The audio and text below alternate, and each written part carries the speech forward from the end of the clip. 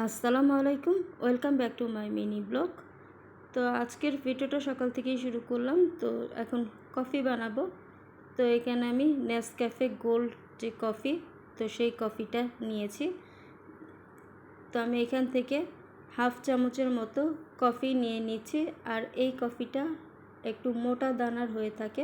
তো এই কফিটা কিন্তু অল্প নিলেই কিন্তু অনেক বেশি স্ট্রং হয়। তো এখানে আমি হাফ চামচের মতো কফি নিয়েছি। তো এখন এর মধ্যে আমি 1 চামচ চিনি দিয়ে দিলাম।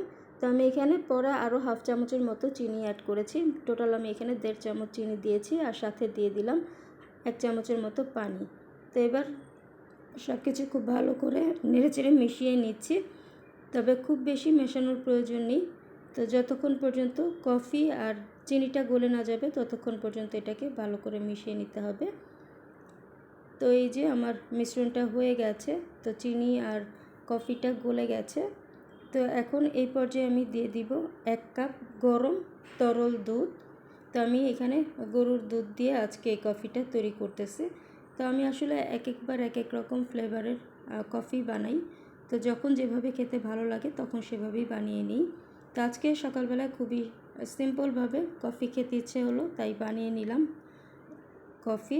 তো এই যে আমার কফিটা হয়ে গেছে। তো এখন একটু চেক করে দেখব আমার সব কিছু পারফেক্ট হয়েছে কিনা। তো চিনি, কফির সব কিছুই কিন্তু একদম পারফেক্ট ছিল। তো যাই হোক, সকালবেলার এখন নাস্তাটা করে নিয়েছি। এরপর কফি নিয়ে বারান্দায় চলে আসলাম। বারান্দায় বসে বসে এখন কফি খাবো। তো আমি আমার ভিডিও আজকে এখান থেকেই শেষ করছি। সবাই ভালো থাকবেন। আল্লাহ হাফেজ সবাইকে।